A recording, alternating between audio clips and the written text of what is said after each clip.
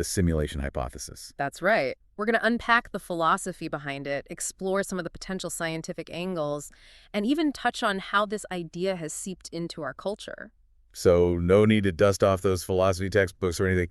We've done the heavy lifting for you. We've sifted through all the complex arguments and theories to bring you the most important insights. Exactly. Think of this as your crash course on the simulation hypothesis. Everything you need to know to really understand what's at stake with this wild idea. And it is a wild idea. I mean, the basic premise is that everything we experience, every sight, every sound, even our thoughts and feelings, could actually be part of an artificial reality. Like a super advanced computer program, potentially created by beings way more sophisticated than us. Okay, so before we go full sci-fi here, let's take a step back. What exactly do we mean by the simulation hypothesis? Are there different flavors of this idea? Right. So at its core, the simulation hypothesis proposes that what we experience isn't the base reality. Instead, it's a simulated environment. And to be clear, this is a question of metaphysics, dealing with the very nature of reality itself. Okay, so not just about what we can know or perceive, but about the actual fabric of existence. Big stuff. And you said there are variations on this idea. Yeah, there are several different ways this idea can play out. Like what? Well, one of the most well-known variations comes from philosopher Nick Bostrom. He came up with this concept of ancestor simulation. Ancestor simulation. Yeah, imagine like a future civilization. Right. Yeah. So advanced that their technology is basically magic to us. Bostrom argues that these post-human civilizations might be running incredibly detailed simulations of their ancestors. So like recreating their entire past, but in a digital world. Exactly. A massive, super realistic, historical reenactment. And here's where it gets really interesting.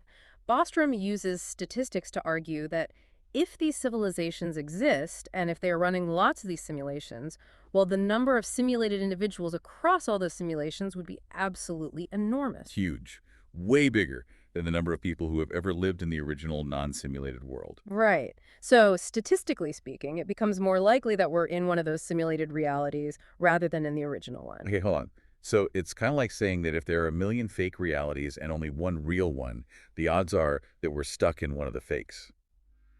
But that assumes that consciousness, like our minds and awareness, can exist in a computer program, right? Not just in a biological brain. That's right. That's a key assumption for Bostrom's argument, that consciousness isn't tied to physical stuff, but can emerge from any sufficiently complex system. The consciousness can run on any hardware idea. Gotcha. So what are some other ways this simulation thing could work? Well, another variation frames reality as something like a giant video game. Whoa. Okay, I like where this is going. Tell me more. The idea is that the universe operates like a super advanced game, maybe with some higher level entity calling the shots, like the game developers. Okay, I can see that. But how does it actually work? Well, some proponents of this version bring in the concept of rendering. Like in a video game, the computer only fully draws the parts of the world you're currently looking at to save on processing power. Right, right. So in this scenario, reality would only be fully detailed when we're directly observing it. Exactly. And some people have pointed out that this idea has some interesting parallels with quantum mechanics. Quantum mechanics, the really weird stuff about how tiny particles behave. Exactly. There's this thing called the observer effect in quantum mechanics. Basically, it seems like the act of observing a particle can actually change its behavior. So it's almost like the simulation only decides what the particle is doing when someone is looking at it. That's pretty trippy. It is, and it's one reason why some folks see a connection between quantum mechanics and the simulation hypothesis. But hey, what if only certain parts of reality are simulated? Okay, partial simulations, that's even more confusing. Like, what parts are real and what parts are fake? Yeah, it's a tough question. Imagine trying to figure out which parts of a dream were based on real memories and which were pure imagination. Oof, yeah, that's a brain twister. And what about this whole idea of nested simulations? Like, our simulation is actually running inside another simulation and so on forever. That's the Russian nesting doll theory of reality. It's a mind-boggling concept for sure. Totally mind-boggling. It makes you wonder if there's even such a thing as a base reality at that point. Yeah, it gets pretty complex, but even just the idea of one level of simulation is enough to make you rethink everything. So let's dig into some of the main arguments for why people think we might actually be living in one of these simulated worlds. Okay, so we've got the basic picture. Now let's get into the nitty-gritty. Why do some people actually believe this? Right, so we've already touched on Bostrom's statistical argument, but let's unpack that a little more. Okay, Remind me, how does that work again? Well, remember Bostrom's simulation argument trilemma? It's essentially three possibilities about the future of civilizations like ours. Right. Three possibilities. The first one is kind of a bummer. It says that most civilizations like ours probably go extinct before they reach that super advanced stage where they can create simulations. You mean we self-destruct before we get there? Yeah, think about all the risks we face. Climate change, nuclear weapons, even rogue AI. It's not impossible that we wipe ourselves out before we reach that level of technological sophistication. Okay, yeah, I can see that. We don't exactly have the best track record for long-term planning. So what's the second possibility? The second one says that even if some civilizations do reach that post-human level, they might just not be interested in running ancestor simulations. Why not? If you had the power to create entire worlds, wouldn't you at least give it a shot? Maybe, but think about it from their perspective. They might have other things they'd rather do. Maybe exploring the universe or creating new forms of life is more their style. Right, or maybe they have some kind of ethical code against messing with simulated beings like us. Exactly. So if either of those first two possibilities is true, then we're probably not in a simulation. Okay, that makes sense. So what's the third possibility, the one that leads us to the simulation idea? The third possibility is that post-human civilizations both have the capability to create simulations, and they're actually interested in doing so. So they have the power and the will. Right, and if that's the case, then the sheer number of simulated beings would just dwarf the number of real beings. So statistically, it's way more likely that we're one of the simulated ones. Okay, I'm following that logic. It's a bit of a mind bender for sure. But are there other reasons why people find this idea compelling? You mentioned something about dreams earlier. The dream argument is a classic philosophical thought experiment. Think about how real a dream can feel while you're in it. For all you know in that moment, the dream is your reality. Yeah, I've definitely had dreams that felt more real than real life. So how does that connect to the simulation idea? Well, the argument suggests that if a dream can create such a convincing experience, maybe our waking life could be a similar kind of elaborate illusion. Created by some super advanced technology instead of our own brains. Right, and we might not have any way of definitively proving that we're not in that kind of simulation. Okay, that's a pretty unsettling thought. What about other philosophical arguments for the simulation hypothesis? You mentioned David Chalmers earlier. David Chalmers has offered a really interesting perspective. He argues that if virtual worlds become sophisticated enough, indistinguishable from what we experience now, then those virtual worlds would be just as real as what we call the physical world. So it wouldn't really matter if we were in a simulation because our experiences would still be real to us. Exactly. He suggests that our conscious experiences, relationships, our sense of meaning, all of that could exist just as fully within a simulation. That's a kind of comforting thought, actually. If we're living meaningful lives, does it really matter if the stage is virtual or not? What about this mathematical Platonism idea you mentioned earlier? How does that fit in? Well, mathematical Platonism is this idea that math isn't something we invented. It's something that exists independently of us, like in a separate realm of pure abstract concepts. Okay, so math is more like a fundamental truth of the universe, rather than something humans came up with. Exactly. And if that's the case, and if the universe is fundamentally governed by mathematical laws, then it becomes more plausible that the universe itself could be modeled and simulated computationally. Because computation, at its core, is also based on math, right?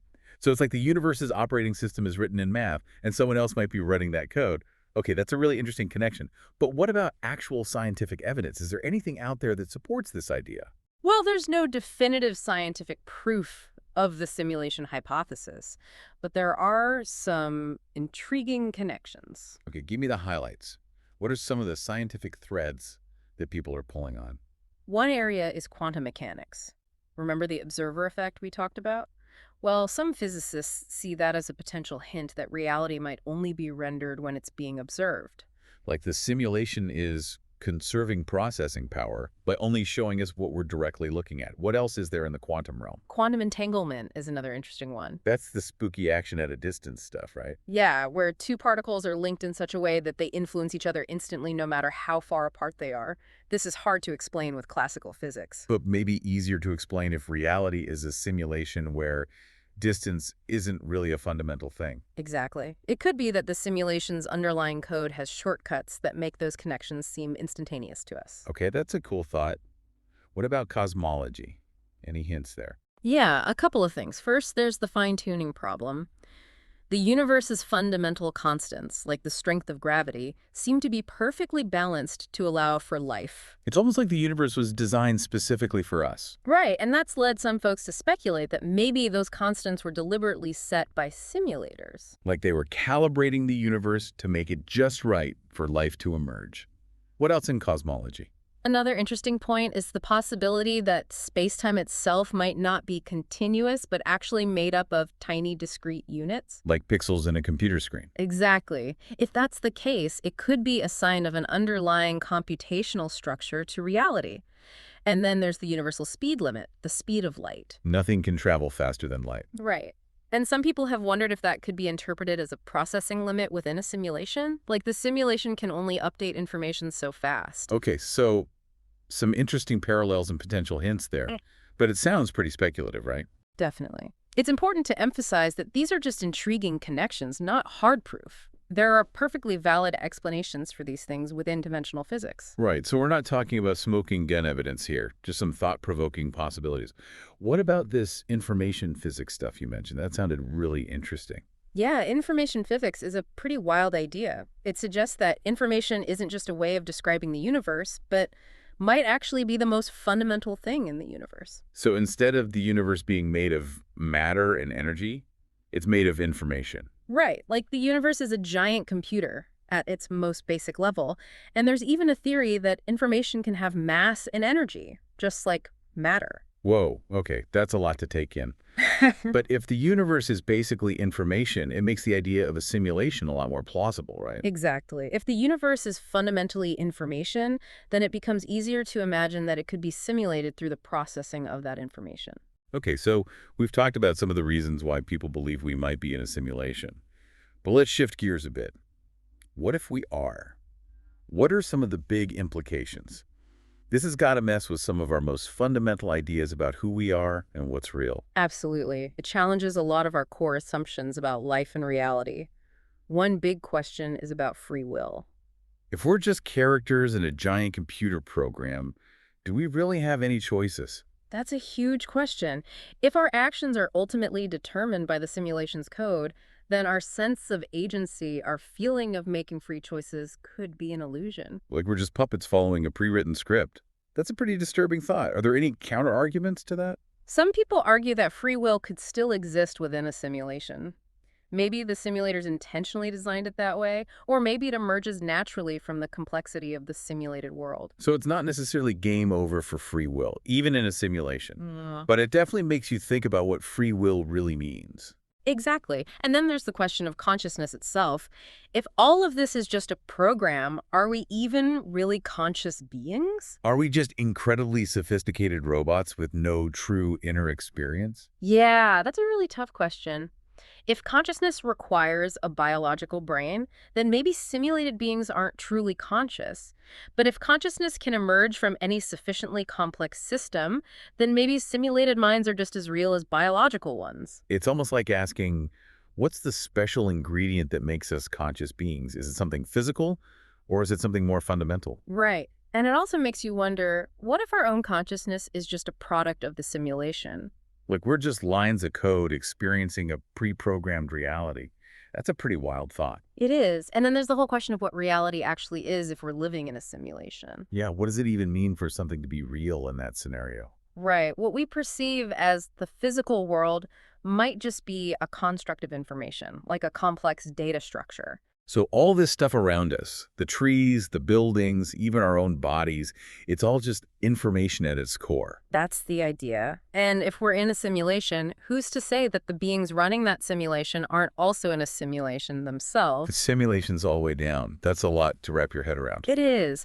But even without going down that rabbit hole, the implications of living in just one level of simulation are pretty profound. It would change everything about how we understand the universe and our place in it. Okay, so we've covered some pretty heavy stuff here. Yeah. But let's be realistic. Are there any arguments against the simulation hypothesis? It can't all be doom and gloom and existential crises, right? Right. There are some pretty strong counterarguments out there. One big one is the problem of unfalsifiability. Unfalsifiability, what does that mean? It means that there's no conceivable experiment or observation that could definitively prove the simulation hypothesis wrong. If any evidence we find could just be part of the simulation itself, then we're stuck. So there's no way to test it in a scientific way. That's a problem for sure. Yeah, it makes it hard to consider the simulation hypothesis a proper scientific theory. Okay, what else? You mentioned something about a self-defeating argument earlier. Right, so the self-defeating argument basically says that if we're in a simulation, then our ability to reason, to think critically, is itself a product of that simulation. So we can't even trust our own thoughts because they might be programmed. Exactly. It raises the question of whether we can really trust the reasoning that leads us to believe in the simulation hypothesis in the first place. Okay, that's a pretty tricky logical loop. What about more practical arguments against the simulation idea? Well, some people argue that simulating a universe as complex as ours would require an insane amount of computing power. More computing power than we can even imagine, right? Right. And simulating chaotic systems where tiny changes can have huge effects is incredibly difficult even for our most powerful computers. So maybe it's just not feasible to simulate an entire universe with that level of detail. And what about glitches? Shouldn't we be seeing more weird stuff if reality is a simulation? That's another common argument. If the simulation isn't perfect, we might expect to see inconsistencies, errors in the code, basically. Yeah, like the Matrix suddenly freezing or Ah. something, but we don't really see that, do we? Not really. While some people claim to experience things like déjà vu or the Mandela effect, these usually have simpler explanations. So the lack of obvious glitches is a point against the simulation idea. It is, but it's worth noting that a sufficiently advanced simulation might be able to correct errors or hide them from us. Okay, so it's hard to say for sure, but even if we're not in a simulation, doesn't this whole idea have some interesting connections to other philosophical concepts? You mentioned some earlier. Definitely. It ties in with a lot of big philosophical questions that people have been wrestling with for centuries. Like what? Well, there's solipsism, the idea that only one's own mind is certain to exist and Yeah. that the external world might just be a creation of that mind. So the simulation hypothesis is kind of like solipsism on a grander scale. Instead of just my mind creating my reality, it's some external supercomputer creating everyone's reality. Right. And then there's philosophical skepticism, the idea that we can't really know anything for certain. Because our senses might be deceiving us, or in this case, because we might be in a simulation that's feeding us false information. Exactly. The simulation hypothesis takes those skeptical doubts to a whole new level. What about the Fermi paradox? Remind me, what's that one again? The Fermi paradox is the puzzle of why we haven't found any evidence of alien civilizations, even though the universe is so vast and there should be plenty of opportunities for life to arise elsewhere. Yeah, it's a pretty big mystery. Yeah. So how does the simulation hypothesis fit in? Well, it offers a possible solution. Maybe we're alone in our simulation, or maybe the simulation is designed in a way that prevents us from contacting other civilizations. So we're stuck in our own little cosmic bubble. That's kind of a lonely thought. What about the anthropic principle? How does that relate? The anthropic principle says that the universe seems fine-tuned for life, which might be evidence of a designer. In the context of the simulation hypothesis, that designer would be the simulators who created our universe. So it's another way that the fine-tuning of the universe could be explained if we're in a simulation. Okay, so lots of interesting connections there. But let's get to the big question. Is there any way to actually test the simulation hypothesis? Can we prove or disprove it? That's the million-dollar question. There have been some ideas for how to test it, but nothing conclusive so far. Like what kind of ideas? Some scientists have proposed looking for glitches in reality, like anomalies that break the laws of physics. Like finding a place where gravity works differently or where time runs backward. Exactly. Others have suggested looking for specific physical signatures that might point to an underlying computational structure to reality. Like finding the equivalent of pixels in spacetime. Right. And there's even been some talk about trying to detect information leaking from our simulation into some higher level reality. So scientists are actually looking for these things. Some are, yeah. They're running experiments and analyzing data, trying to find evidence one way or another. But it's a really tough challenge. Because if the simulation is advanced enough, they could be hiding the evidence from us. Exactly. They could be controlling what we can and cannot observe. It's like a cosmic game of hide and seek where the other side has all the advantages. Okay, so the jury is still out on whether we can prove or disprove the simulation hypothesis. But regardless of whether it's true, this idea has had a huge impact on our culture, hasn't it? Absolutely. It's been a major theme in science fiction, movies, books, video games, you name it. Yeah. Think about movies like The Matrix, The 13th Floor, even The Truman Show. They've all explored the idea of simulated realities in different ways. Right. These stories capture our imagination and make us question the nature of our own reality. It's a really fertile ground for storytelling, that's for sure. And it's not just science fiction. This idea has also sparked some serious philosophical debates, hasn't it? It has. It forces us to reconsider some of our most basic assumptions about consciousness, free will, even the meaning of life. If we're just simulations, does anything we do really matter? What does it even mean to be a person in that context? Those are huge questions, and the simulation hypothesis doesn't offer any easy answers. It just forces us to confront them head on. Hmm. And it also has some interesting connections to transhumanism, the idea that technology will radically transform humanity. Right, if we can eventually create our own convincing simulations, are we becoming the simulators? Does that change our ethical responsibilities? It's a whole new level of ethical complexity, and then there are the religious and spiritual implications. Yeah, some people see the idea of simulators as being similar to the concept of God. Right, and it raises questions about the purpose of our existence. If we're in a simulation, what's the point? What are the simulators trying to achieve? It's a lot to think about. So where do we go from here? We've covered a lot of ground, explored the arguments for and against, the implications, the connections to other ideas. What are the big takeaways for you? Well, I think the most important thing is that the simulation hypothesis is a truly mind-bending idea. It makes us question everything we thought we knew about reality. And it doesn't offer any easy answers. Right. Whether we're living in a simulation or not remains an open question. But even just considering the possibility can change how we view the world and our place in it. So as you go about your day, maybe take a moment to think about the things we've discussed. Do you think we're living in a simulation? And if so, what does that mean to you? Exactly. And if you happen to see any glitches in the matrix, be sure to let us know. Until next time, keep those minds open and those big questions coming.